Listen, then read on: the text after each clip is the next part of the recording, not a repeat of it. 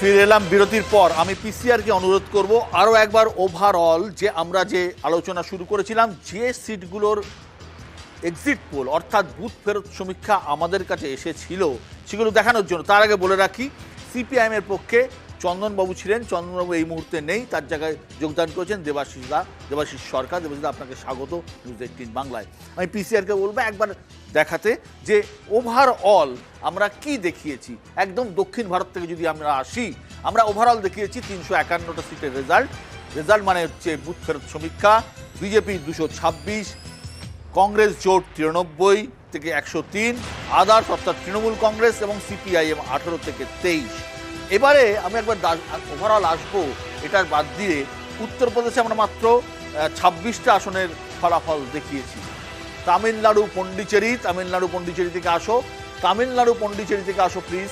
Tamil Nadu Pondicherry BJP পেতে পারে 1 থেকে 3টি আসন, কংগ্রেস এবং ডিএমকে জোট পেতে পারে 36 থেকে 39টি আসন, তামিলনাড়ুতে 40টি আসন রয়েছে, এবং আদার্স অর্থাৎ সম্ভবত এটা এডিএমকে পেতে পারে 2টি আসন। তামিলনাড়ুতে 39টি রয়েছে, একটা পন্ডিচেরিতে রয়েছে।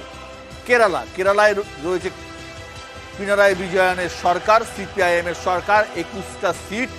বিজেপি ওখানে খাতা খুলছে, 1 থেকে 3টি সিট পেতে পারে, কংগ্রেস পেতে পারে 15 থেকে 18টা সিট, আদার্স পেতে পারে 2 থেকে 5টা সিট। অর্থাৎ এই আদার্স কারা? এই আদার্স হচ্ছে লেফট, যারা এলডিএফ জোট, সেখানে লেফট ডেমোক্রেটিক ফ্রন্ট, এবং কংগ্রেস যারা 15 থেকে 18। আমরা দেখতে পাচ্ছি কংগ্রেসও ভালো রেজাল্ট করেছিল। ওয়েনার থেকে লড়ছেন রাহুল গান্ধী, তিনি লড়ছেন সিপিআই এর সাধারণ সম্পাদক ডি রাজা স্ত্রী অ্যানি রাজার সঙ্গে। এই জায়গায় কেরলে কিন্তু লেফট সরকারে থাকলেও, অর্থাৎ সিপিএম সরকারে থাকলেও, এখানে সরাসরি লড়াই হচ্ছে লেফট এবং কংগ্রেসের মধ্যে। সেখানে কিন্তু সরকারে থাকলেও, পিনারাই বিজয়নের সরকার থাকলেও কিন্তু সিপিআইএম ভালো রেজাল্ট করতে পারছে না। কর্ণাটকে সদ্য নির্বাচন হয়ে গেছে। এই নির্বাচনে সিদ্ধারামাইয়া সরকার গড়েছেন, তার সঙ্গে আছেন ডিকে শিবকুমার। কংগ্রেস সরকার গড়লেও আমরা দেখতে পাচ্ছি এখানে বিজেপি 23 থেকে 26টি আসন পেতে পারে, কংগ্রেস পেতে পারে 3 থেকে 7টি আসন। এবার গত নির্বাচনে আমরা যদি দেখি, 2019-এর নির্বাচনে 28টা সিটের মধ্যে কিন্তু খুব সম্ভবত 25টা সিট পেয়েছিল বিজেপি, 3টি সিট পেয়েছিল অপোজিশন।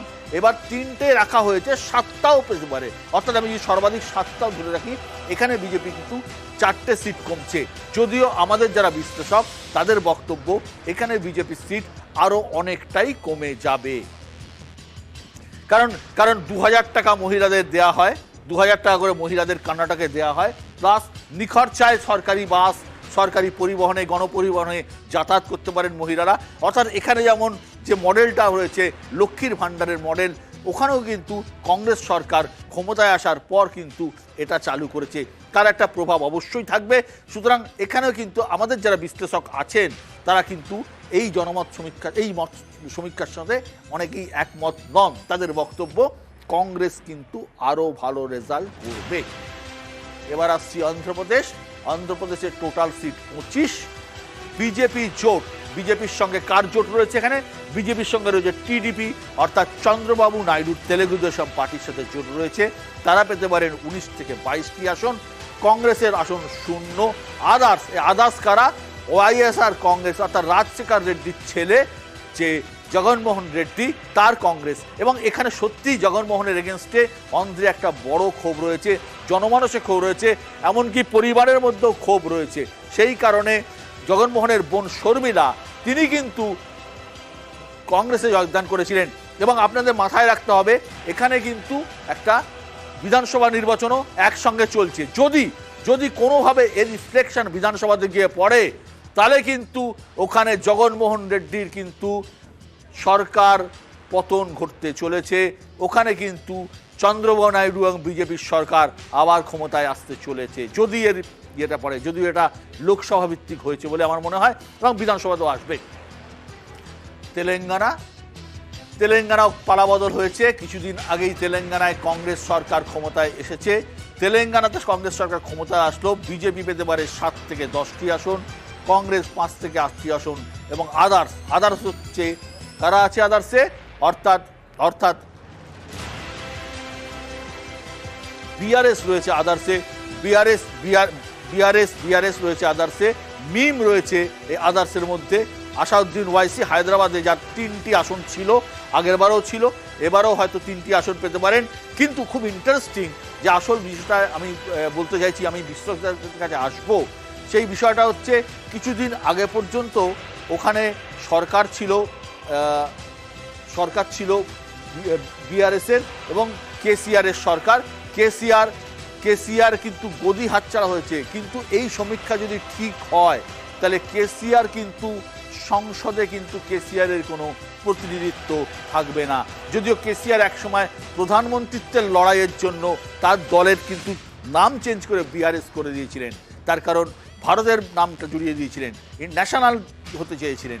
সেখানে কিন্তু তেলেঙ্গানা রাষ্ট্রীয় সমিতি ভারতীয় রাষ্ট্রীয় সমিতি হয়ে গিয়েছিল, টিআরএস থেকে বিআরএস।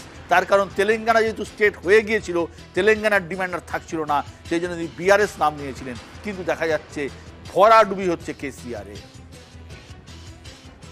আসছে বিহারের প্রথম তিনটি ফেজের রেজাল্ট এসছে, পুরোটা আসেনি।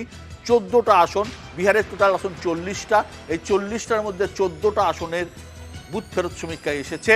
সেখানে বিজেপি পেতে পারে 10 থেকে 13টা আসন, কংগ্রেস জোট পেতে পারে 3 থেকে 6টা আসন।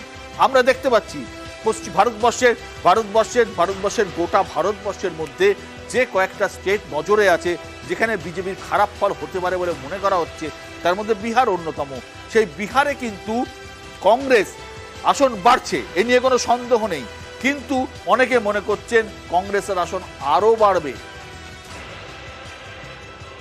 উত্তরপ্রদেশের ফার্স্ট 3টে ফেজ, অর্থাৎ পশ্চিম উত্তরপ্রদেশ, যেখানে মুসলিম ভোট রয়েছে, যেখানে জাট ভোট রয়েছে, সেই জায়গায় জয়ন্ত চৌধুরীর সঙ্গে জোট করেছে বিজেপি। সেখানে বিজেপির 26টার মধ্যে 22 থেকে 25টা, কংগ্রেস জোট অর্থাৎ অখিলেশ যাদব কংগ্রেসের জোট 3 থেকে 6টা। অর্থাৎ এখানেও কিন্তু আসন কিন্তু বিজেপি হারাচ্ছে। আমাদের বিশ্লেষকদের মতে এটাও কিন্তু তারা মানতে পারছেন না, তার কারণ তাদের মনে হচ্ছে যে জয়ন্ত চৌধুরী এবং বিজেপির জোট এতগুলো সিট হয়তো পাবেন না।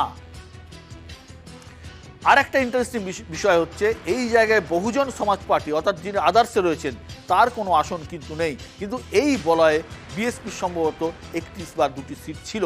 তার কারণে মায়াবতী, আমি যতদূর মনে পড়ছে, মায়াবতী কিন্তু গতবারের যে 19-এর নির্বাচন হয়েছে, মায়াবতী এবং অখিলেশ যাদব একসঙ্গে নির্বাচন লড়েছিলেন এবং মায়াবতী সম্ভবত 4টে সিট পেয়েছিল এই ফেজটাতে।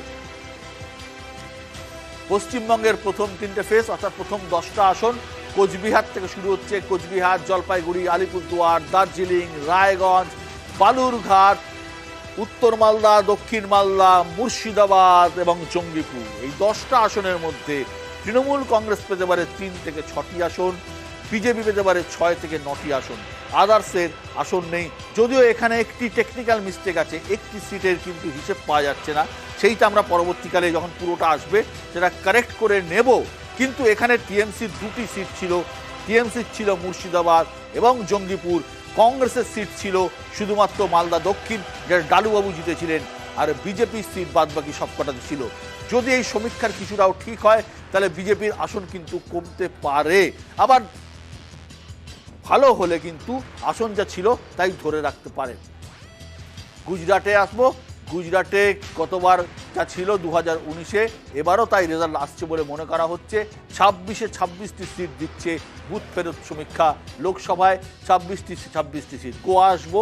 গোয়াতে একবার দেখাও গোয়াতে কি অবস্থা। গোয়াতে দুখানাই বেরিয়ে গেছে, দুটোতেই এক এরা খুবই স্বাভাবিক। সাউথ গোয়া এবং নর্থ গোয়া। নর্থ গোয়া হচ্ছে হিন্দু অধ্যুষিত, সেটা চিরকাল বিজেপির পক্ষেই ছিল, এবং সাউথ গোয়া যেটা খ্রিশ্চান অধ্যুষিত সেটা কিন্তু চিরকালই কংগ্রেসের পক্ষে ছিল। আসছি মহারাষ্ট্র, আরও একটা ইন্টারেস্টিং স্টেট। 48টা আসন, 48টা আসনের মধ্যে বিজেপি 32 থেকে